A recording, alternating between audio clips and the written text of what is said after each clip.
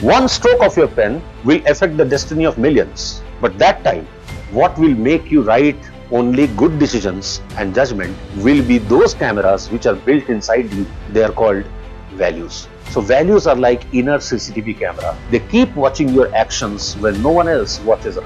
Deeply buried inside our mind, under the cover of personal and cultural value, are the universal values. So when we become blind to our universal values, we commit actions under the influence of cultural or personal values, overlooking the universal values, which leaves us with a sense of guilt and remorse, which is known as crisis of conscience. For example, the Battle of Kurukshetra, which took place between Pandavas and Kauravas. Kauravas were much mightier in terms of their military power, but eventually they were defeated. They did not become victorious. They did not become victorious. Why? Because the chief advisor of Kauravas was Mama Shakuni, while chief advisor of Pandavas was none other than Lord Krishna. And that Lord Krishna himself decided not to take upon arms in the war. He said, I will not fight the war, but I will only guide you. Now in exam, they will ask you such questions in which they will try to know that which side of the argument you are inclined towards. Do you believe in Gandhiji's model or do you believe in Krishna's model? Good evening, all of you. Welcome to the classes on ethics. It's an enrichment course, and as you must be knowing, it's a fast track course. So the approach which we shall be going through for this course will be highly focused, condensed and summarized. So instead of getting in very larger stories, we will limit our discussion to only exam oriented questions. Of course, there will be a flow, there will be a narrative, there will be a storyline, there will be a storyline to say everything. It will be highly organized, but then our main target is focus, right? So without wasting much of your time, I begin the course by wishing you all the best. Okay. So the topic to begin with is values. Values, अर्थात मूल्य. Now, if I have to define values, it would be like values are basic convictions or judgments about good or bad,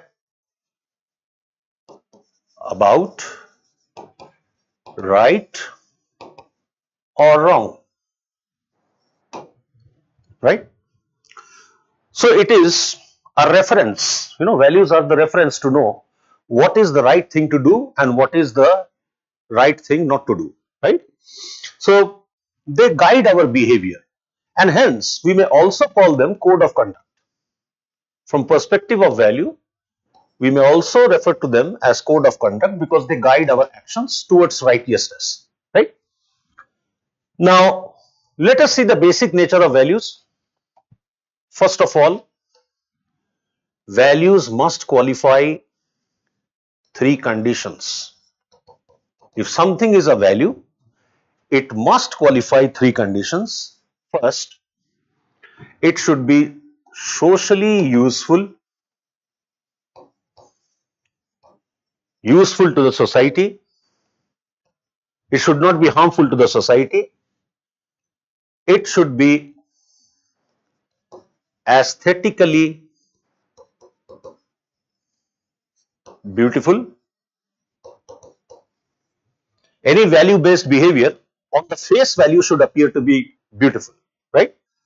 And it should be morally justifiable. So it should be admissible to your own conscience.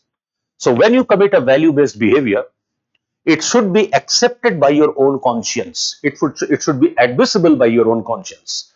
So if these three conditions are fulfilled, then we can say they are values. And if these three conditions are lacking, if they are missing, then such values are disvalues, nothing else, right? Okay. And values are abstract in nature. They are not very concrete. They are very abstract, general, and non-specific. So they simply point the direction of behavior. They tell us which direction to behave, but then they never specify the exact behavior. For instance, kindness. Kindness is a value. Now, there are several ways by which one can show up kindness. You can be kind by helping somebody. You can be kind by being merciful. You may show kindness by being respectful. So, basically, kindness is a value. Now, how to get that value manifested in the action, that will be choice of the individual and, of course, the provisions in the situation. So, if the situation permits, you can show up kindness in whatever manner the situation permits, right? So, it's a matter of individual choice and also the choices available in the situation, right? So, this is the basic nature of value. Now, let us see the significance of value in human life. So, what is the significance of values in our life?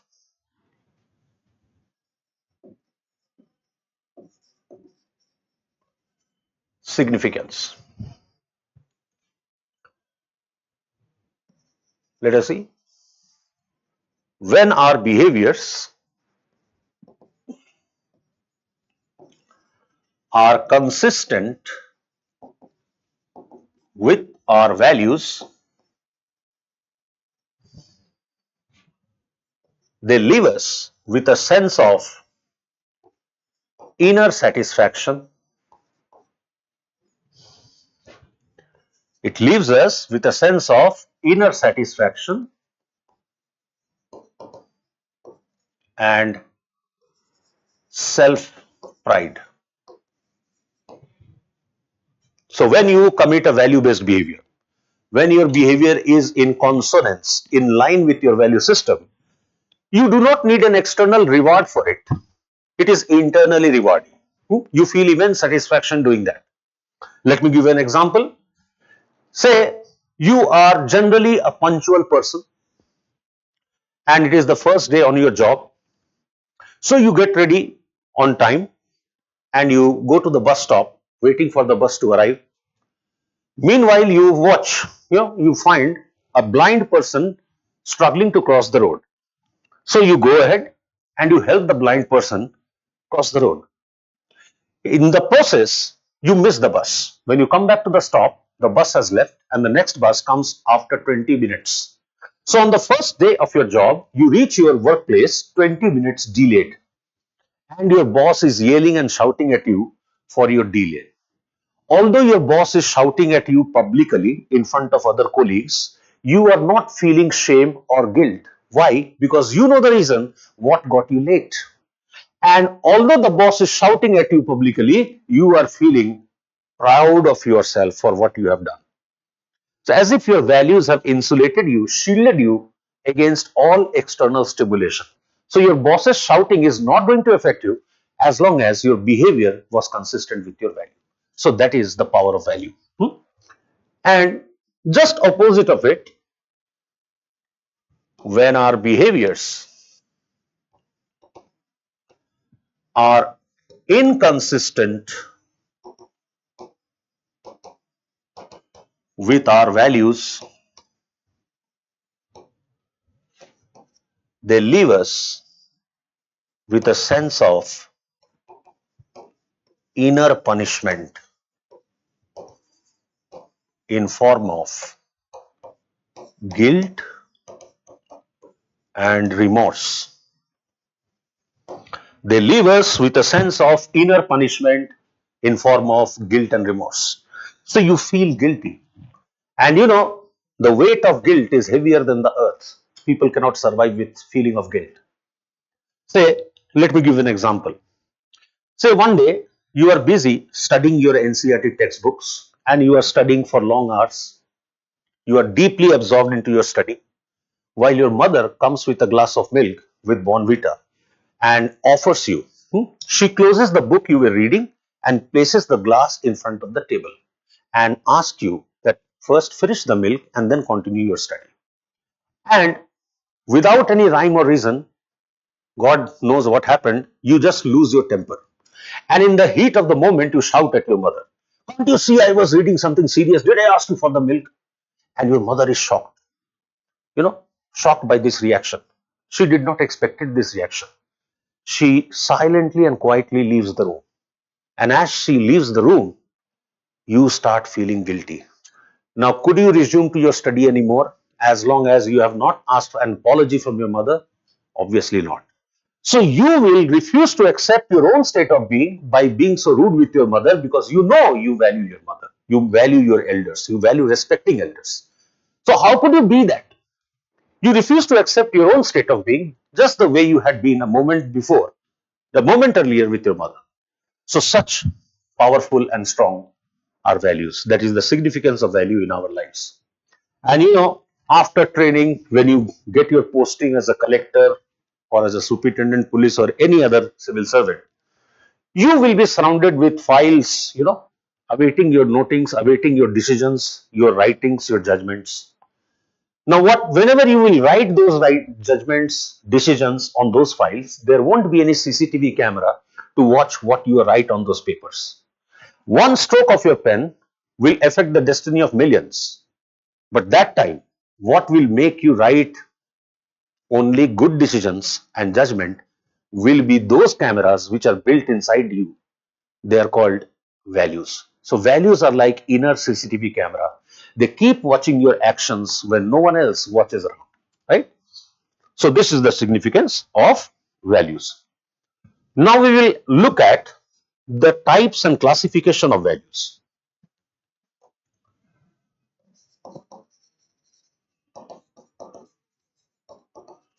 Classification of values. So let us begin with the modern classification.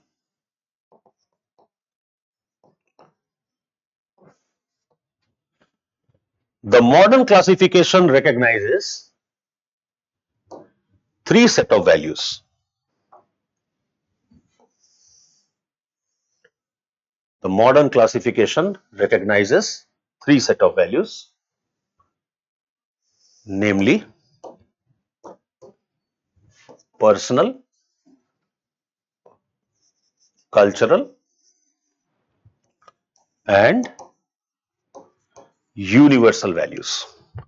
Personal, cultural, and universal values. Personal values consist of all those objects, people, and activities which are preferred personally, which are valued personally. For example, your best friend is part of your personal value. No one else can value your best friend more than you can, right? So he may be just another person for anybody else, but for you, he is the best person on earth, isn't it? Your favorite film star is a personal value. Your favorite food, which is extremely personal, that can be your personal value. Your preferred activity, your preferred hobby, your preferred sports, they are all part of your personal values, right? Your hairstyle is a personal value.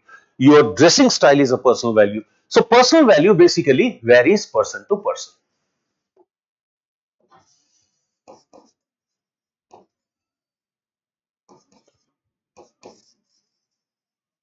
It varies person to person. Next comes the cultural values. Cultural values are those which we have acquired from the culture in which we are born and in which we grow up, in which we are nurtured, in which we are reared. Right? So everybody is born in a specific culture, and culture has an impact on your personality, culture has an impact on your preferences, culture has an impact on what you value. Right? For example, the value that you attach to your religion. is your cultural value. The value that you attach to your custom is a cultural value. The value that you attach to your language is a cultural value. Now see, people are so deeply rooted into their cultures. You see, a Bengali person plans his whole year around the Durga Puja festival. So if you want to know the significance and importance of Durga Puja, you should better talk to a Bengali. He will tell you, he or she will tell you how important it is. To understand the importance of Pongal, you should talk to someone who comes from southern part of this country. They will tell you the importance of the festival. So people are deeply embedded in their culture. And say language. Language is the most strongest glue which bonds people together, which bonds strangers together.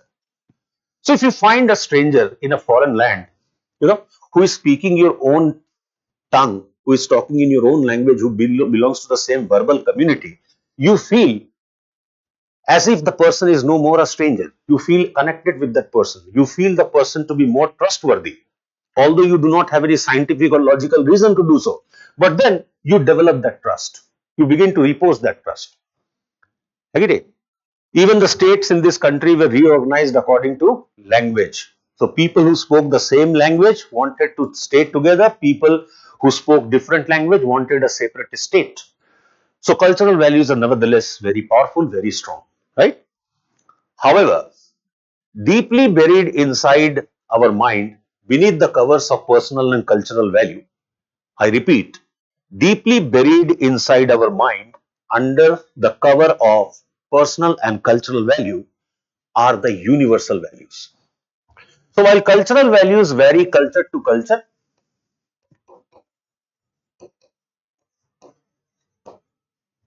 universal values are transpersonal, transcultural,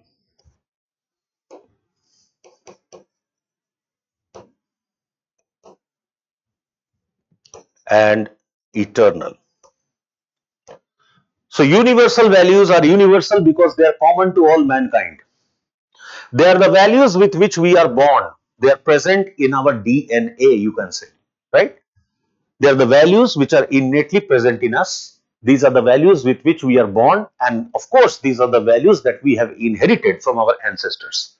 So they are product of evolution. So universal value do not vary culture to culture, nation to nation, region to region. So universal values which are present in Americans will also be present in Indians, will also be present in Chinese and Japanese, and etc. etc. Right?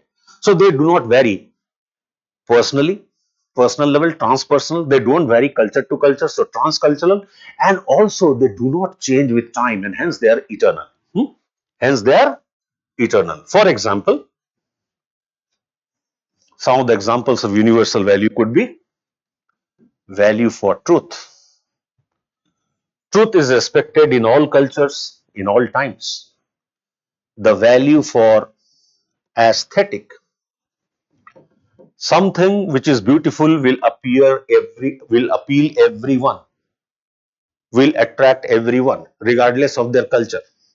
Right? For example, Taj Mahal is a Mughal architecture. But who on earth will not appreciate the beauty of Taj? Everybody. So one need not be a Muslim or a Mughal to appreciate the beauty of Taj. Taj is so beautiful, it will appeal everyone. Who will not be mesmerized by singing of Lata Mangeshkar? Everybody, because she sings so well. So aesthetic values, aesthetic is a universal value that do not vary culture to culture or person to person. Similarly, non-violence is an universal value. Non-violence is an universal value. It is always appealing to the eyes. Sense of brotherhood, another example of universal value. Fraternity, sense of brotherhood.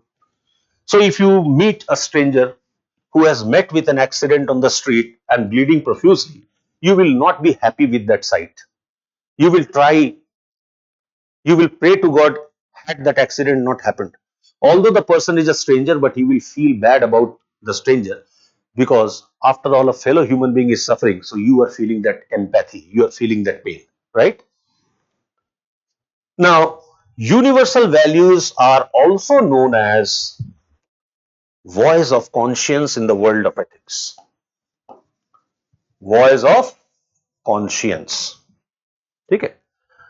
However, the problem with voice of conscience is that they are so deeply buried inside our mind that often we fail to listen to our own voice of conscience. Quite frequently, quite often it happens that we fail to listen to our own voice of conscience. And when this happens, that we fail to listen to our voice of conscience, we are driven by our cultural values, our cultural or personal values. So when our behaviors are driven by personal and cultural value, overlooking the universal values, we commit certain actions. We commit certain actions for which we regret later. For which we regret later. You know, now action that has been committed, if that can be undone, the behavior that has been done, if that can be undone, we try to undo it. And if we fail to undo it, we try to pay the price for it, we try to compensate for it. Now, this regret comes in form of guilt. This regret comes in form of guilt or remorse. Let me give you an example. Say you have a universal value of sense of brotherhood. But then suddenly some tension develops between two communities, say Hindus and Muslims, and you are a member of one of them. And the tension is so high, the tension gets so heated up that there is a communal riot in the city. And you are one of the rioters. You have now become the part of mob. You have lost your mind. You have got depersonalized or de-individuated. You are not thinking by yourself. You are not making your own judgments. Rather, you have become part of the mob, and you are lynching. Now, driven by this, cultural value of religion, religious allegiance, you have participated in the communal riot and you have killed innocent people. Later on, what happens? You have the weight of it on your conscience. You have to carry the weight of it in your conscience. And this type of weight in the conscience is known as crisis of conscience. So when we become blind to our universal values, we commit actions under the influence of cultural or personal values, overlooking the universal values, which leaves us with a sense of guilt and remorse, which is known as crisis of conscience. Now, having said that, let us look at the types of crisis of conscience.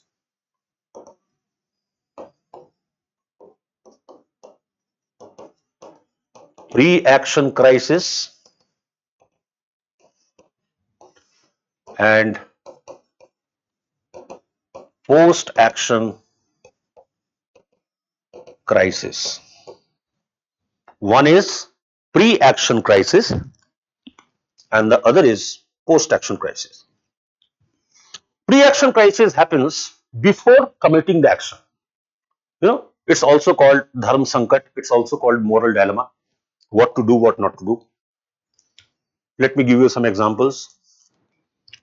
Say you are newly appointed SDM and you have received an order from your department to demolish an illegal settlement in the middle of the city.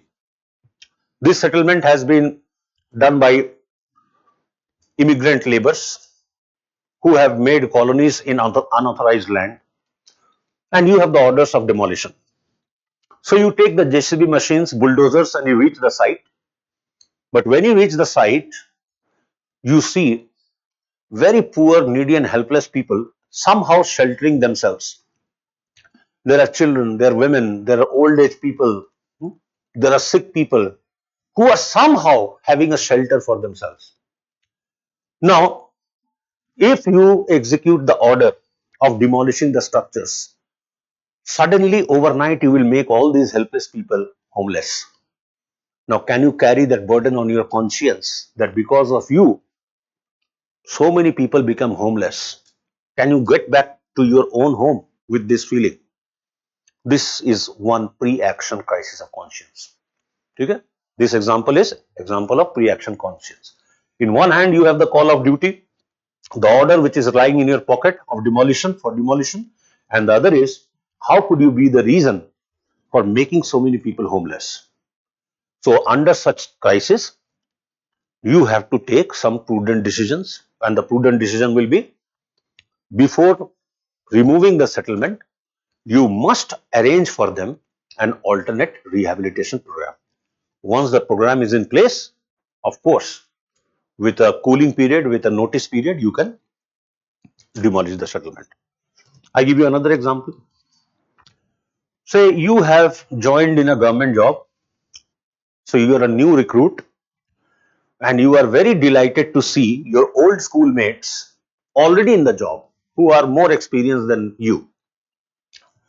So your old schoolmates are now your colleagues.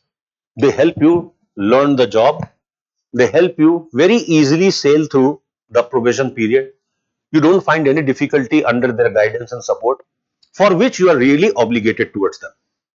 But soon you realize that all your friends are deeply embedded in corrupt practices. They're deeply indulged in corrupt practices. So you approach your friend and you try to explain them, you try to convince them that corruption should not be promoted or corruption should not be brought in public office. You try to convince them, you try to raise their conscience, you try to persuade them to stop corruption. But they do not pay any heed to your appeal. Instead, they tell you that you mind your own business and let them do what they do. Now, there is only one way to stop your friend, which is to report the matter to the superiors. But then you know that if you do so, it may risk the service or the job, career of your friends, towards whom you are highly obligated for their support. Now, there is another pre-action crisis of conscience. If I report the matter to superior, I show disloyalty to the friends. And if I keep my mouth shut, I show disloyalty to the nation. Now, you have to weigh both of them. If you have to choose between the two, being disloyal to friends or being disloyal to nation, which one will be heavier? Heavier on your conscience will be being disloyal to nation. Therefore, you should report the matter to the superiors. If after your repeated persuasion, your friends do not stop, then ultimately there is no harm in reporting the matter to the superior. At least by doing so, you will prevent from the guilt of being disloyal to the nation. Right? Okay. Now, I will make you see through some of the questions which have been asked from this area, and question answer discussions are in a different format. For that, you have a separate set of videos. I will just put up the questions and I will prefer that you give the answers by yourself, you practice them by yourself.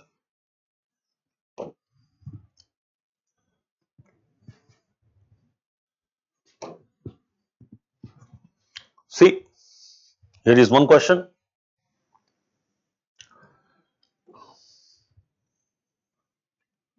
Some people feel that values keep changing with time and situation, while others strongly believe that there are certain universal and eternal human values. Give your perception in this regard with due justification. So here you have to put in which one? The modern classification. Yes, there are values which keep changing with time and situation. They are personal and cultural values. And it is also true that there are certain universal values which are eternal in nature. Give example of each of them and write a crispy answer. Let's see another question.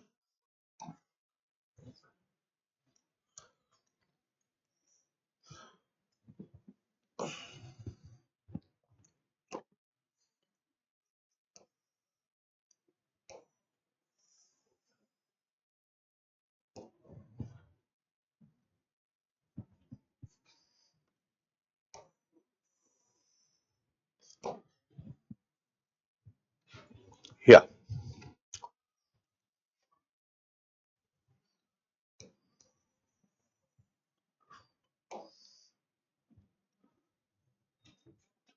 What do you understand by the term voice of conscience? How do you prepare yourself to heed to the voice of conscience? Okay?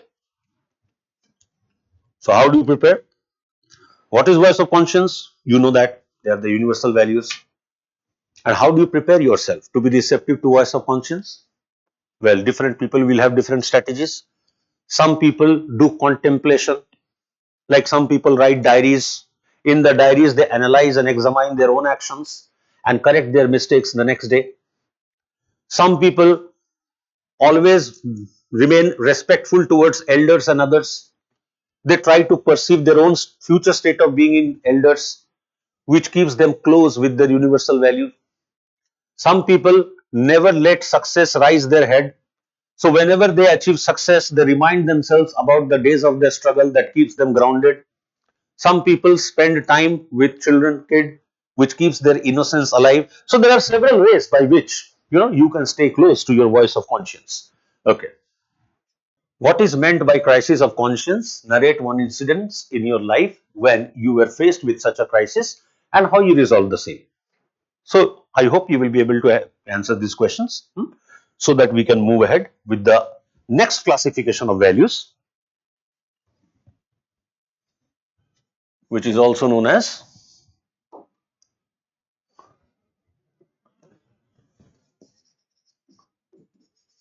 Rockich Value Survey. Rockich Value Survey. Now, Rockich has given a value survey in which he has identified thousands of values, different human values, but these human values belong to either of these two categories. Some are known as terminal values and some instrumental values.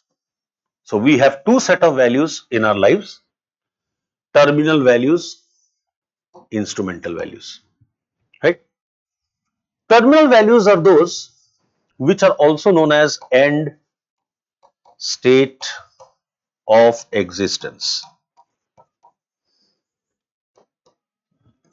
and instrumental values are known as means to reach the end state of existence. Means to reach the end state of existence. Now, end state of existence means the state of being which we want to reach before we leave this earth. What is that state of being which I wish to reach before I die? So, without reaching that state of being, an individual will not be mentally prepared to die. The individual will not be happy to die. Now, you will say, who will be happy to die? No, yes, very satisfied people are happy to die. They welcome their death. With their open arms, they welcome their death, provided they are satisfied. Now, that level of satisfaction comes when you have achieved your end state of existence or you have achieved your terminal values. For example, mostly the terminal values of people would be: nobody would want to die in misery and pain. People would want to die in peace and happiness. Another terminal value could be that we want to pay our debts before we die. We want to settle or pay off all our debts, before we die. ये भी आपका end state of existence हो सकता है. Another end state of existence could be that we want to fulfill all our commitments, before our death. So as long as we do not fulfill our commitments, we will not be very happy or we will not be inviting our death. Okay. So these are terminal values which are mostly common amongst all people. Whereas instrumental values are the means through which that end state of existence can be achieved. They are the means through which this end state of existence could be achieved. Say, for example, your end state of existence is that you want to die happily. And the mean for that which you have chosen for yourself is the path of civil service. So being a civil servant is your instrumental value. Civil service is your instrumental value. You think if you can serve this nation and the society for 35 to 40 years of your life, then after retirement, you will die peacefully and happily, isn't it? So, dying peacefully and happily happens to be your instrumental value, whereas civil service is the path which will take you there. Where? Towards peace and happiness. For example, my instrumental value is that I will help create steel pillars of this nation. So each time any of my students get success, get selection, I step one step closer towards my end state of existence. Okay. Now, in exam, this is one of the hot favorite area of the examiner to put questions. They will try to place you in a dilemmatic situation by asking you to prefer between terminal and instrumental value.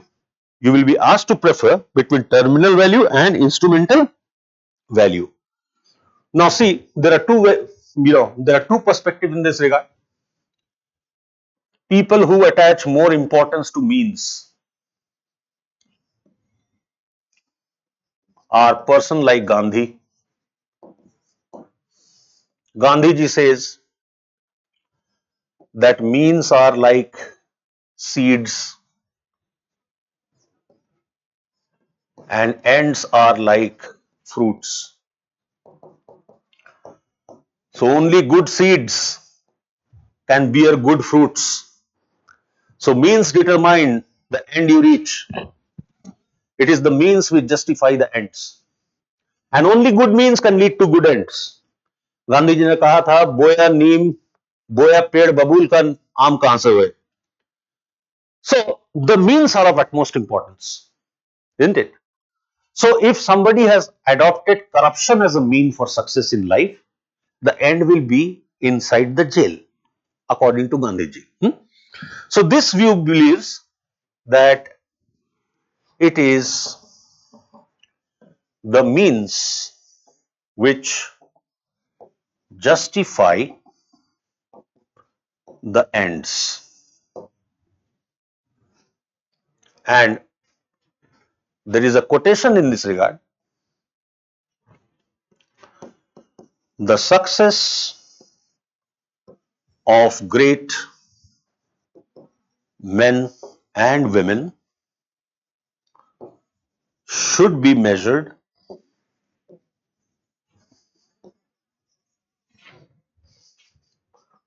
in terms of the means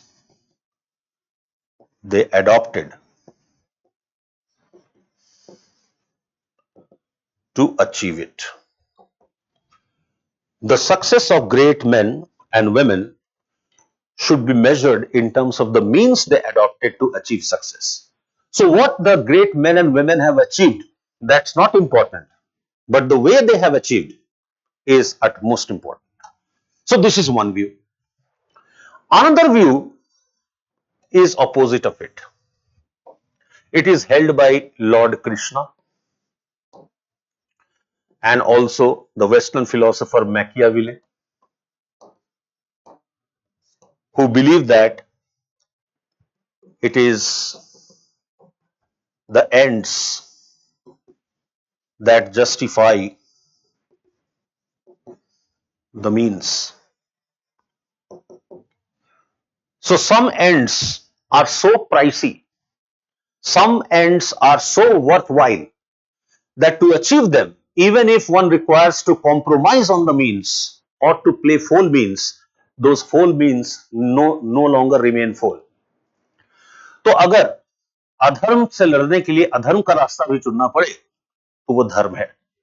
इस तरह का view जो है इसे हम क्या कहेंगे? Terminal values driven view. ठीक है. It gives more importance to the ends. ठीक है. For example, the battle of Kurukshetra, which took place between Pandavas and Kauravas. Kauravas were much mightier in terms of their military power, but eventually they were defeated. They did not become victorious. They did not become victorious. Why? Because the chief advisor of Kauravas was Mama Shakuni, while chief advisor of Pandavas was none other than Lord Krishna. And that Lord Krishna himself decided not to take upon arms in the war. He said, I will not fight the war, but I will only guide you. Now, his guidance, as you all know the story, was not completely fair in terms of rules of the war, rules of the battle. He knew that Bhishma Pitama could not be defeated by any of the five brothers. Bhishma Pitamah को हराना इन पांचों भाइयों के बस में था ही नहीं, लेकिन उनको यह भी पता था that Bhishma Pitama has taken an oath that he will never charge weapon on any women. So he used a half woman, Shikhandi, to capture and incapacitate whom? Bhishma Pitama. Now this was a foul mean. He knew that it was impossible for Arjuna to win over Guru Dronacharya because Guru Drona was Guru after all. Whatever skills Arjun had, they came from Guru Drona. Must have heard the story of Ashwatthama. He miscommunicated whom? Guru Drona, that his son, beloved son Ashwatthama is dead. Although he was not dead, but he was communicated that he is dead. And when hearing upon the news of one's own son's dead, Dronacharya gave up fighting. He got psychologically broken. Likewise, Karn was killed when he was unarmed. He was trying to take out the wheels of his chariot, when he was unarmed. Now, had Krishna followed all the rules of the battle, had he followed the fair means, Pandavas would have never won the battle. But for the sake of dharma winning over adharma, those foul means got justified. Okay? Now, in exam, they will ask you such questions in which they will try to know that which side of the argument you are inclined towards. Do you believe in Gandhiji's model or do you believe in Krishna's model? And which model should you believe in? So, I will show you some of the questions asked from this area. Let us see. With regard to morality of action, one view is that means are of paramount importance. The other view is that the ends justify the means. Which view do you think is more appropriate? Justify your answer. Now see, this is just one question, but in this, with this idea or over this idea, not once, several times UPSC has asked questions. ठीक है? कौन सा view में आप किस तरफ है? इसमें आपको कोई भी एक तरफ को सपोर्ट नहीं करना है. ठीक है? You have to support both the views, especially, means are important in most of the situations, but sometimes the means may be compromised, right? So जैसे not being corrupt in public service is where means become more important. So in public service you are not supposed to be corrupt. Your means take an upper hand. But then in administration there are several areas, there are several situations in which you have to compromise on means for larger good, isn't it? For example, the main objective of public service or civil service is bringing common good, common welfare. Now, common welfare cannot be brought unless and until there is some compromise on the rules, some compromise on the means, because people do not have common interest. There are several interest groups which make the society. So, public is not a single entity. Public is a collective of people with different motives, with different aspirations. So, sometimes one single mean cannot be meaningful or cannot be justifiable to everybody. So, here, for example, I'll give you, say the government does not reveal the real number of deaths, especially during pandemic or any kind of natural calamity. Why does the government do so? Government is not supposed to lie people. Government is not supposed to conceal the truth from people, because concealing the truth from people is also a kind of deception and lie. But still government does it. It is not fair in in terms of means it's not fair. But then it is fair in terms of ends, to prevent public panic. So during COVID, people who were suffering from COVID, had they known the real number of deaths, they would have lost the fighting power, the immunity of their mind to fight back. To prevent public panic, the government did not reveal the actual figures. In any locality, the petty criminals like chain snatchers, mobile pickers, they are very much known to the local police station. But the local police hardly take any action against them. Why? It is because it is these petty criminals who are the police informants who inform the police about the bigger crimes which are likely to happen. To stop the bigger crimes taking place, they overlook these petty criminals and their petty crimes. So again, there is a whole mean, but then for a better objective. In diplomacy also, many times the means cannot be extremely fair, absolutely fair. So basically, morality can be of two types. One type of morality is idealistic, where we give more importance to the means. Another type of morality is pragmatic, where ends take an upper hand. Where ends take an upper hand. Okay? In doing a good thing, everything is permitted which is not prohibited expressly or by clear implications. Examine the statement with suitable examples in the context of public servant discharging his or her duty. Now see, again same thing. In doing a good thing, everything is permitted which is not prohibited expressly means if a public servant has to do something good to somebody, and if doing that good is not prohibited by law expressly or by clear implication, then the civil servant should do it. For example, suppose God forbid you get a news from your home that either of your parents are sick and you are asked to visit them urgently. You rush to the railway station and the last train is leaving the platform. You don't have a reservation, you do not have time to purchase a ticket either. So you somehow board the train without any ticket and you are captured by the TC. Now TC has several legal provisions for you. He can get you arrested, put you in front of the magistrate, get you arrested and put you in the jail. Second, he can issue you an on-board ticket with the penalty, understanding your emergency situation. So if that is permissible by law, that while by charging a penalty or a fine, he can issue you an on-board ticket because it's an emergency situation, then he should go by it. He should not bother much about the means. ठीक है? तो आपका answer जो है थोड़ा सा inclined किस तरफ होना चाहिए? एंड्स की तरफ. Because in administration, it is not an easy job. You have to have pragmatic morality. You cannot be too idealistic or rigid. That flexibility needs to be there. We will visit more of this type of questions ahead as we go ahead. For more informative content, like, share and subscribe, and do not forget to press the bell icon to get the notifications.